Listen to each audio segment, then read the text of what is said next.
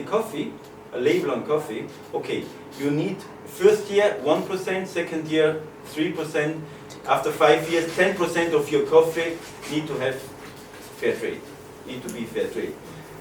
Instead it was different. In UK, they started to give them the label for 50 tons, and after 5 years they stopped to sell. They put on another label, Rainforest Alliance or something else, and they stopped to sell it. So this was, and what we also realized, they were not convinced fair traders. Also Starbucks, they had also on their shops, it was always interesting, fair trade coffee shop, but you had to pay 10 cents more for the fair trade coffee. The 10 cents with 1 kilo coffee, you can make 100 cups. 10 cents per cup is, for 1 kilo, they got 10 euro more on income. They paid maybe 50 cents or 1 euro more for the fair trade product, and they got 10 euro more income. So again, and for this 1 kilo, maybe the producer got 30 cents or 40 cents more income. So again, with fair trade they were making profit. Again, it's not the fair trade has not been done for this. It's been done exactly for the opposite, to do something where profit is shared, not somebody is making more profit. So, but Rudi, can I touch on that a little bit? So along the same line, when you said that companies make profit through a little bit more price margin over there, maybe companies reinvest that into the growers community in those countries, but we don't know. We know it. We know it, the capitalism, where the investment is going. There's a report system. system. The report system shows that they do not invest extra income they earn in the program. When we see in the last 20 years the number of extremely rich people and the people from the middle class which has become poorer, also in the United States, we see that the investment is going in private pockets. Yeah. It's not, I am not a person who says entrepreneurs are all bad. No. I think entrepreneurs are extremely important, because entrepreneurs are the engine of the economy. We need entrepreneurs. We need people who risk with their own capital, which invest, which create working space, and which invent new things. It's important to have entrepreneurs. And more entrepreneurs we have, the better it is for a country. But we need entrepreneurs which have a social responsibility, which are not working only. I have no problem if somebody earns a lot of money, as long as nobody around him is losing money. We have entrepreneurs which are extremely, illuminated also, which let also their worker participate in their wealth. We have, for example, one example is the people from Red Bull. Red Bull is Red Bull. Yeah. People who are working in Red Bull, they have for the children, they have kindergarten, they give training to the people, nice working. There is a lot of benefit for the workers. Okay, let them earn their money. If there are people who are thinking with Red Bull they get strong, let them, everything is fine, no? Everybody gets something. A little bit the consumers cheated, because they think when they drink a Red Bull, oh, I am now a Red Bull. Yeah, but anyhow, it's if he is happy, why not? Nobody's damaged. Nobody is hurt by this. No? But if entrepreneur is just working for himself and trying to exploit his own workers, to exploit his where he gets provides the raw material or whatever, then we have to fight against this. No, we have to fight against this. This is our responsibility. Anyhow, this is what has happened, and in the meantime, maybe I come to this later, where this has developed. But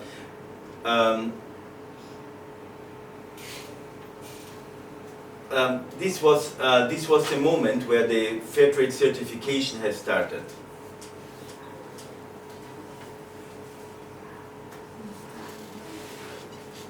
So so 1988, the first fair trade label has come. It was in the Netherlands, Max Havelaar, Netherlands, and this was when the product came to supermarket. Alto Mercato, as you see, we're also selling to supermarkets. We have shelves in supermarkets. We have now about 140,000 supermarkets in Europe which are selling fair trade products. In some countries like UK, you don't find one supermarket without fair trade products. In Italy, I would say 60% of the supermarkets have fair trade products. In Spain, about 30% of the supermarkets. So it's different. Fair trade is also one of the characteristics of fair trade, that we have not one model which is the same in each country. As it is a grassroots movement, it has developed in each country a little bit different. And Italy has come 20 years later. It has developed very fast in the 90s until 2005, 2007. Then the economic crisis came at the moment. For the last 3-4 years it was more or less stable. Now it starts again a little bit to increase.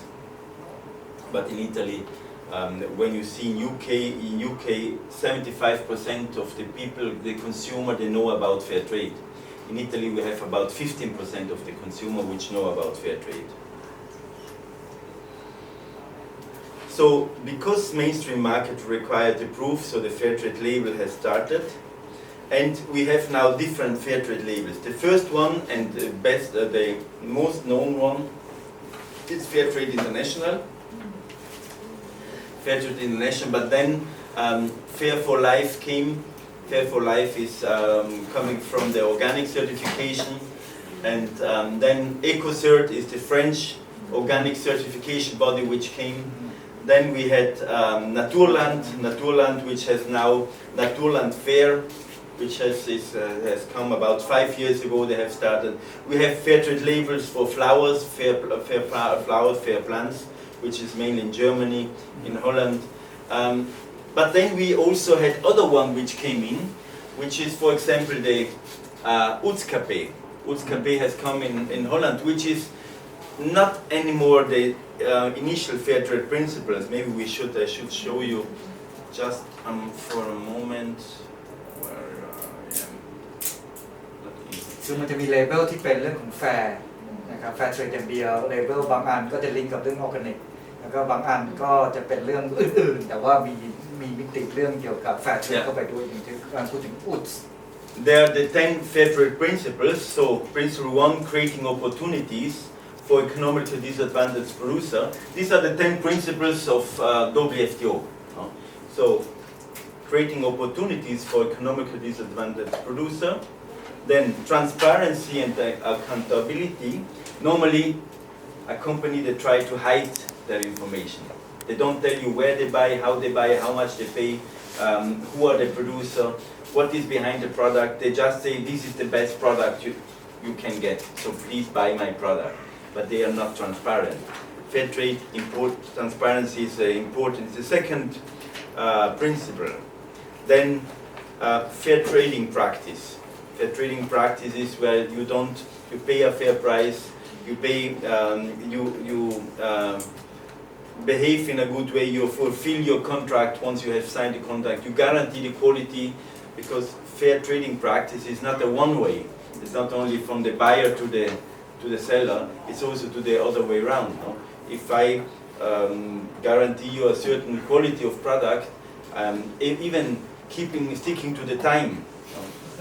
In the past, this was not always the case. No, we had sweaters, alpaca sweaters from Peru, and they came end of February. No? The winter ends end of February. Nobody buys alpaca sweater.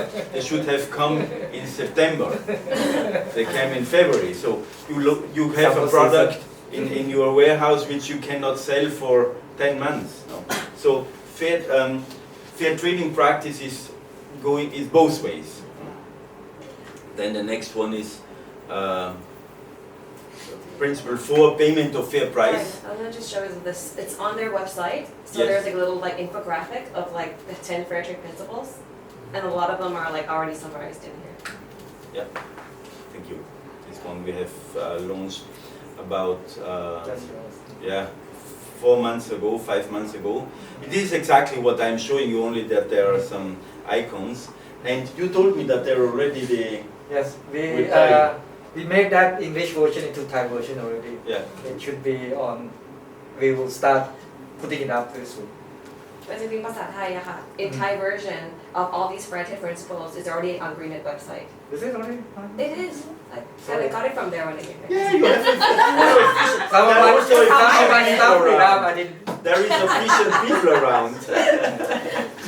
Do you have a formula of what price you sell and what price the manufacturer gets and what price the supplier gets?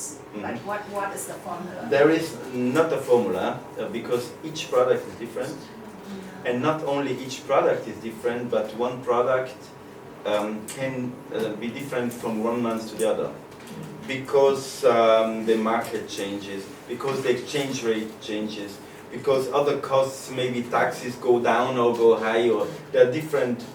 What we have is transparent price calculation. So often we publish price breakdown, how much is the margin we have, how much margin has the shop, how much are the cost of handling cost, how much are the duties, the taxes, added value taxes, how much is the export cost, the price FOB, free on board, how much the producer are getting, and even down, no? Because one is what we pay, for example, to Greennet, but then it's another thing what Greennet pays to the farmer, and what are the costs of Greennet, because Greennet buys the rice in bulk and then they have to do the packaging. So there is a whole supply chain, and everywhere you have cost. So the rule is that everywhere has to cover his cost. It has to be efficient, because if somebody is not efficient, then it's also possible, if you cover the cost, that the price is going too high. So it's our responsibility to be efficient, and then the cost has to be covered. No? With handicrafts, we had cases where Nepal, within 3 weeks, the local currency is losing 20%. So there is, you can, the cost there changes completely. So there is no one formula for this. The formula is